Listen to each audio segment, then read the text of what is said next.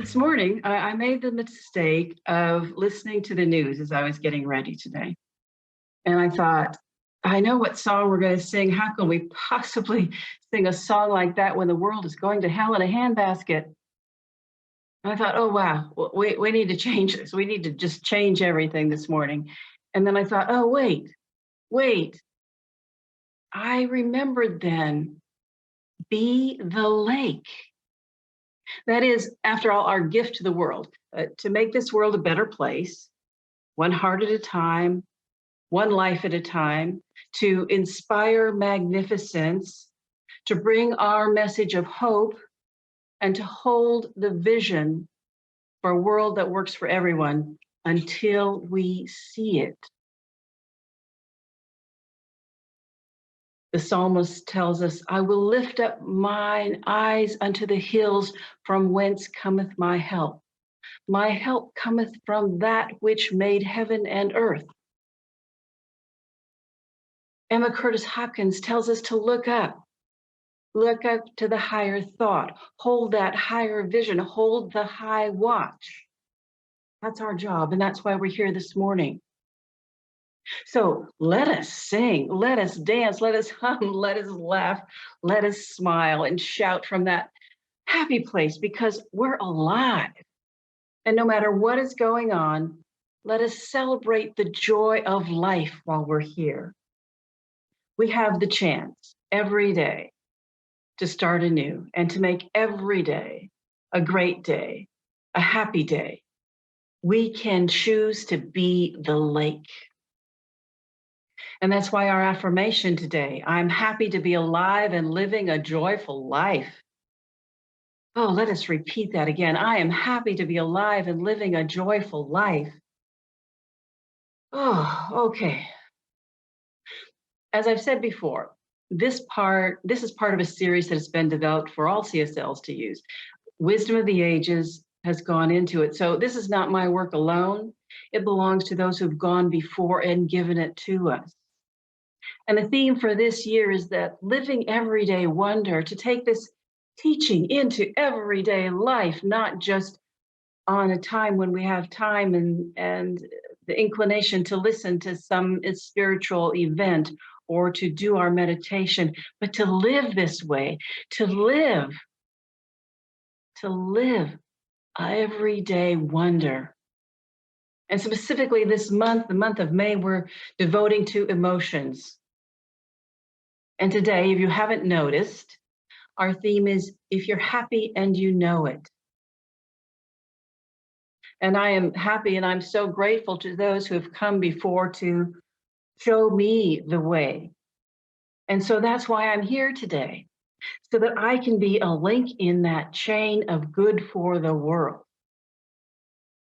So we've established that our emotions are amazing resources that help us learn more about ourselves. And they can provide lots of great information. Our feelings, our emotions serve as a guide and processing center for areas of reflection, exploration. Oh, yes, and that ever-present growth. And there's so many to choose from. As I told you a couple of weeks ago on our emotional spice rack, we've got everything. We've got time. We've got the will to dill. We've got, oh, so many things. And emotions are our default of being human. It is in that central response center. Do you remember the Disney snippet that we showed a couple weeks ago, that central processing center? Well, we all have emotions. We all feel how we feel, and there's never a need to apologize for how we feel. We just feel how we feel. And that happiness stems from a state of mind and an attitude.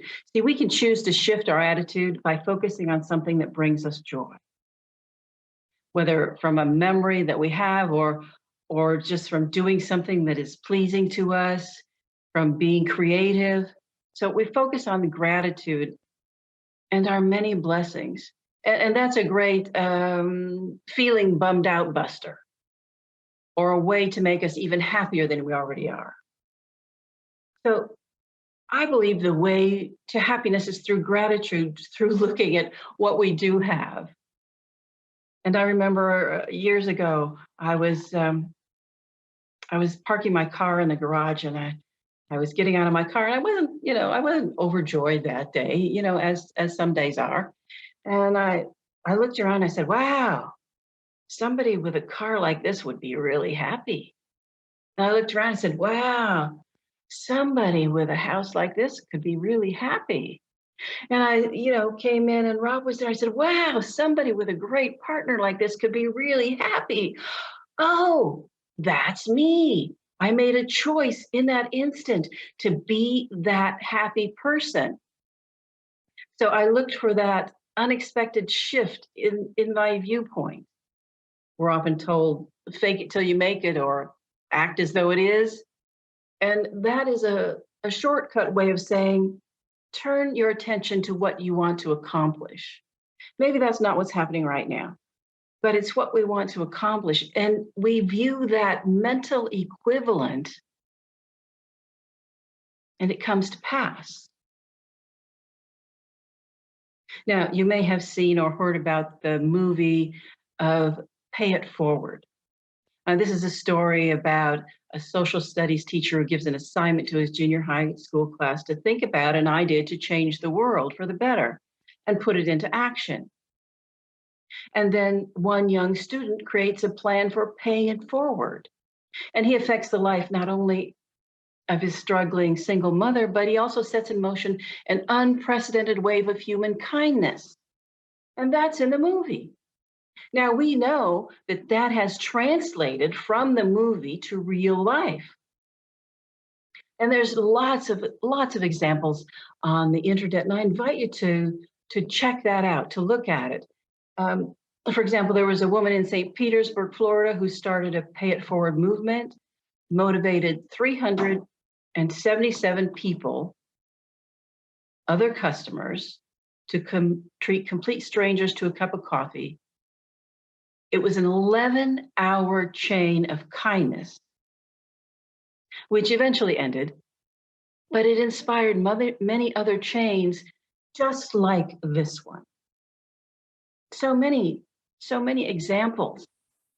So the Pay It Forward principle is about giving from the space of abundance and gratitude, an act of loving kindness that brings the giver and receiver a sense of joy. And then we get to relish in those good feelings and feelings of happiness, contentment, joy, gratification, satisfaction, well-being, gratitude. All of these are the spices that go with happiness. And our human experience includes joys and pains, ups and downs, light and darkness, both ends of this continuum and everything that's in between. And so this perspective provides a sense of balance across the spectrum. See, if we experience both sides, both ends of the spectrum, it provides us a greater appreciation. Sometimes we don't know what we're missing until we don't have it. And happiness is the feeling that's induced by just a myriad of activators, from tangible to abstract, from a thought or actually, seeing a beautiful flower. Happiness is about being alive and feeling good about living. We're only here for this time. Let us live it. Let us enjoy it. Let us honor that divine within us by not living as a glass, by becoming that lake. See, we can spend a lot of time trying to get rid of the salt in life. And we could wish that we could fix it, we could transmute it. And this work is helpful. But in time, we realize that everybody has dark times. Everybody has things that bring them down. Everybody has pain in some part of their lives. And whether we experience this as a source of suffering has a great deal to do with what kind of container we have. Are we being the lake? Are we looking from a larger viewpoint? So let's look within, because a lot of times, it's so easy. It's so easy to look outside and say, only if I had that. Oh, only if I were able to go outside. Only if I were able to be with other people, then I would be happy. So we're looking outside for happiness and maybe rely on someone or something else to make us happy. Maybe you remember the story I told a couple weeks ago about the puppy chasing its tail. He thought happiness was in the tail, so if he chased it, he would catch it and he would be happy. And then the older dog told him it would be always with him. That tail is always with him. And that happiness comes from within. See, it's unrealistic to try to catch it or to rely on others for happiness. And sometimes, I thought, oh my gosh, I have to depend on myself to be happy. Oh, wow. That's not something I was always good at. As a child, my mother would say, "Oh, you're a worried child. You just worry about being worried." And so sometimes, I didn't know what made me happy or what would bring me happiness. And, sometimes I think it's a chocolate or, a ham sandwich or something is going to make me happy. And then I realized after that's consumed that it was a fleeting happiness. And so what I realized is it doesn't satisfy the longing to be fully alive. And so, this is a great place for exploration, for observation, self-reflection. So I immediately went to the internet and I found out I'm not the only one. A Google search returned the following questions. How do you reach happiness? What are the 7 keys to happiness? What are the 3 keys to happiness? What are the 5 steps to happiness? What is essential for happiness? How can I stay happy no matter what? How can I lead a happy life? What are the 10 ways to be happy? And that was just the first section. So it seems like a lot of people are concerned with the happiness. And see, it can be a treasure hunt to discover our very own source of joy. It doesn't really matter what makes other people happy. It's like, even it seems silly to others, what brings us joy is what's important. And happiness is not necessarily based on material things. I came across a story a long time ago and far, far away, or maybe not so long ago and not so far. There lived a person who was very wealthy, lived in luxurious palaces and served by lots of people, lots of yes men around. And he ate the best meals and wore the best clothes, and yet he was unhappy. And he would resort to his vices, maybe drinking, maybe overeating, maybe smoking, but he did these in order to make him feel happy, but happiness eluded him. And then a wise sage came to know about the king, and he came to meet him. The king explained his plight. He said he was ready to do anything in order to be happy. I just want to be happy. And the sage asked him, he said, are you sure you are willing to make any sacrifice in order to obtain happiness? The king replied, yes, I would do anything to find happiness. And then the sage explained that happiness was not in possessions, and he should give up all his wealth, and then he would be happy. And the king collected all of the valuables he possessed, and he put in a large sack, and he brought it to the sage. And the sage wanted to test the king's resolve. So he asked, are you sure these are all the valuables you have? And the king replied, yes. He had land and palaces and homes, but he was ready to leave them behind. And the king asked the sage, what should I do now? And the sage says, close your eyes just for a minute. And so the king does. And as soon as the king closes his eyes, the sage picks up the sack of gold and jewelry and starts running. And the king realizes they had just happened, and his feelings changed from that of unhappiness to anger. The sage had cheated him, and he probably wasn't even a sage. So the king chases the sage, and the pursuit of happiness story turns into a high-speed chase story worthy of any movie set. So the sage ran into the narrow alleys, and the king kept chasing him. The sage was fast, but the king was also trained and fit, as he was a warrior. And then after running around the town for about an hour, the king finally caught the sage. He said, you scoundrel, you are not a sage. You didn't come to teach me happiness. You came to steal my wealth. And the sage asked, are you happy that you got your possessions back? And the king replied, yes. The sage said, don't you see it? I just gave you the formula for happiness. Just about an hour ago, when you had all your wealth, the silver, the gold, your jewels, you were still unhappy. Then I took them away from you. And now you have them back and you're happy. Where did the happiness come from? Did it come from the wealth or did it come from inside you? And that is when the king realized the sage had done all this to teach him a lesson in happiness. And the story ends happily. He respectfully bowed at the sage's feet and thanked him for the lesson. And that is the story of the pursuit of happiness. So sure, material things can bring us a sense of pleasure and even happiness. But what's the feeling behind that? What generates the feeling that makes us joy, squeal with delight, and it just warms us? What is that? And perhaps it's been hiding from us. So now is the time to change that. We can change our thinking, change our life. We can be in control of our own destiny and fill it with happiness and well-being. And one of the things is to acknowledge that. Hence the song this morning, If You're Happy and You Know It. See, this is a fun children's song. It's just a pure depiction of happiness and joy, a song of declaration and affirmation. I'm sure you sang this as a kid, and it wouldn't hurt for us to sing it occasionally now. If you're happy and you know it, clap your hands. If you're happy and you know it, stomp your feet. If you're happy and you know it, shout hooray. It's just the act of participating with a song that makes us feel better and smile. Unless, of course, you hate the song, which some people do because they don't really want to be happy. But let us imagine that we do want to be happy. But really, have you ever been happy and not wanted to admit it? I remember as a somewhat petulant child, I wanted to watch The Wonderful World of Disney on Sunday night. Now, this was back in the day when there's only one TV per household. And that TV received 3 channels if you were lucky. So there weren't a lot of choices.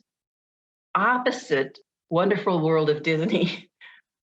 Okay, you may remember. Maybe you don't. It was the Ed Sullivan Show. Yeah. And in this particular gathering, I was outnumbered by adults. And so part of my tantrum was to turn my back to them, to turn my swivel chair so I wasn't facing the TV and my back was to the group. And that worked for a while until somebody noticed that I was watching the Ed Sullivan Show in the reflection in the window. Now, I certainly wasn't going to admit that I enjoyed it. I was not going to admit that that made me happy. So, have you all ever done that? So, clapping our hands, stomping our feet, playing, participating brings gladness to our hearts and takes us from where we are to a different state of mind. Even if we're happy already, our happiness meter goes up. Singing, humming, smiling, dancing, it all does that. It makes us feel excited, inspired. Oh, I'm thinking about movies, Disney, Snow White, whistle while you work. Same effect, puts pep in our step, makes our heads bob and bobble, and we just feel lighter. And these expressions of happiness are contagious. I don't know if you noticed that. So if you're happy, you know it. This principle is an affirmation, a declaration, a mental equivalent to live happy and healthy, and just to shout it out loud. Just activity in general increases happiness and well-being. Activity, we're told, reduces the depression and anxiety. Exercise, also related to happiness because it's an experience rather than something that we own. According to a study by the University of Texas, when people invest in experience, they're happier than when they purchase things. Well, I'm thinking about this experience that we just had last week, where we, as a group, as the Austin Center for Spiritual Living, donated to a family birthday party. And so we didn't go out and purchase a birthday party for ourselves, but we gave that experience to someone else. That makes us feel good. And so we come to the idea, where does this happiness start? And how about we refer to the song Let There Be Peace on Earth? We sing it all the time. And it's been an anthem for CSL for quite a long time. And it suggests that peace on earth, peace begins with an individual. Peace begins with me.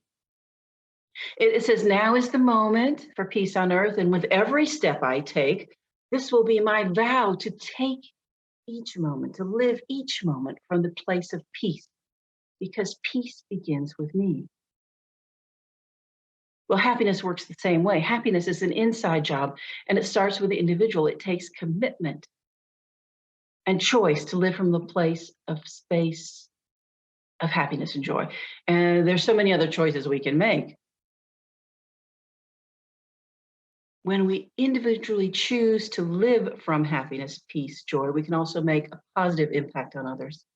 And when we do our part, happiness not only enhances our lives, but it enhances the whole.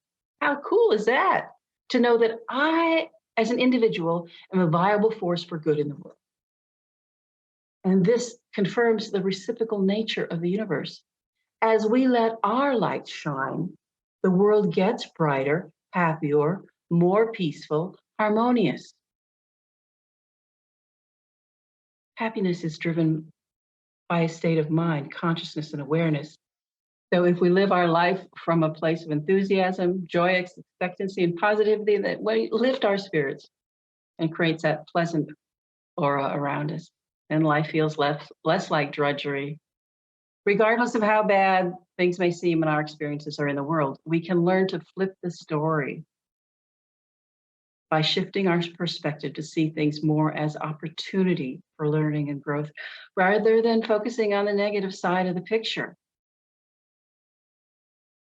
And then we catch ourselves feeling happy, humming, singing, whistling while we work, because we have more pep in our step and our more excitement about living and being alive. So if you're happy and you know it, clap your hands and stomp your feet. And if you're happy and you don't know it, clap your hands and stomp your feet and say amen. And so let us take that thought into our treatment today. Today we are at choice. Today we can choose to pray. We can choose treatment. We can choose our spiritual work. We can choose to do it, or we can choose to ignore it. We can choose to be in meditation, or we could choose to sulk. It's our choice. And so today I choose to move. I choose to change. I choose to be that inspiration for my own life. And if that inspiration for my life makes a change for me, then I radiate that change to other people. So today I'm a choice. And so today I choose to remember what I know without a shadow of a doubt, which is that there is a divine power, a presence, an infinite source of all good that is ever present in every person, every place, all of the time, every situation, no matter what it looks like. And I know this with every fiber of my being. It is that within me that breathes. It is that within me that is the very beat of my heart. It is that within me which is, was, always will be. It is that eternal. And I know what is true for me is true for each and every other person. And what I know beyond a shadow of a doubt is it is bigger than anything I can imagine. And yet I recognize it as a power that I can use, just as I allow that divine to use me. Because as human beings on this planet, we are the responsible individuals. We are the hands, we are the voice, we are the feet, we are the intelligence for our time and our place. And so we get to choose how to be. We get to choose whether we want to be in pain. We get to choose whether we want to be sad. We get to choose whether we want to be angry. And all of those things have their place. They are all spices on our spice rack. And just as we get to choose those things, we also get to choose happiness, contentment. We get to choose love. And so today I choose love.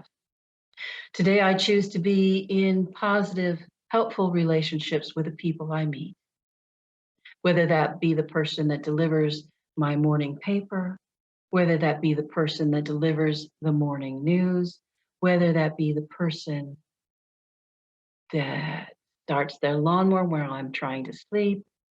I get to choose.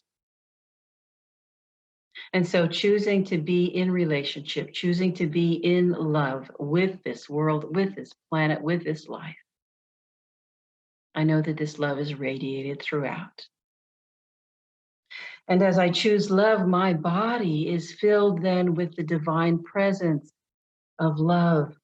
And so love permeates each and every cell, bringing forth that health, that healing, that recognition of wholeness. And there is more than enough to go around, more than enough health. So I radiate that health.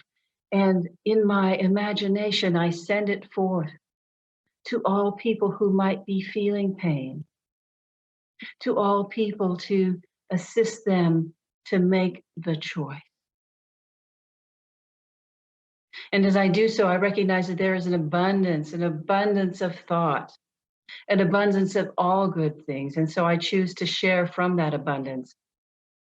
It has already been given to me, and so I choose to share from that prosperity however I can, to share from my prosperous thoughts, to share from my prosperous pocketbook, to share from my prosperous wellness. Because this is a prosperous universe, an abundant universe.